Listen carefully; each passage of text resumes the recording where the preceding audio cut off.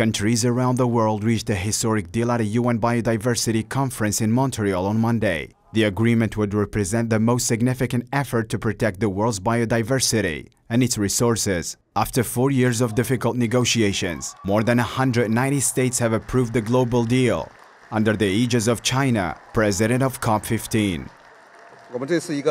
This is a historic moment. Today we came to the end of a long journey, which has required many meetings in different parts of the world. During this journey we have managed to advance our work even in the strongest of global COVID-19 outbreak. Today we have finally reached our destination. We have decided on measures on the mobilization of resources, on technical and scientific cooperation to implement this agreement, on a monitoring, planning and control mechanism, as well as on the digital sequence information of genetic resources.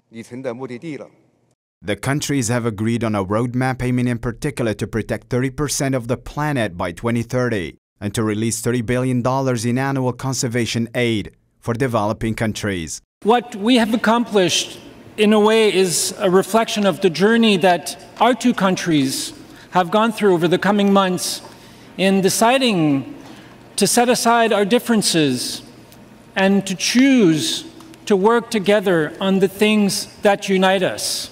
And I think this is reflective of what we have just adopted tonight under your leadership. And on behalf of Canada and Canadians, I want to thank you for that. The ministers and government officials have mostly agreed that protecting biodiversity has to be a priority, with many comparing those efforts to climate talks that wrapped up last month in Egypt. But again, we have to recognize that this is a compromise. As I said yesterday, I had a meeting with ministers from some countries, and they said that it's impossible to agree. And I see that a number of points that they said it's impossible to agree today is agreed. So the presidency, together with Canada, with the CBD Secretariat, managed to find that balance.